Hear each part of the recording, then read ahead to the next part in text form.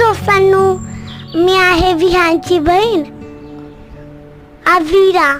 आम्ही आज कपड्यांच्या घड्या घातलात. हॅलो दोस्तांनो, काय मी विहान. मी 4 वर्षाचा आहे.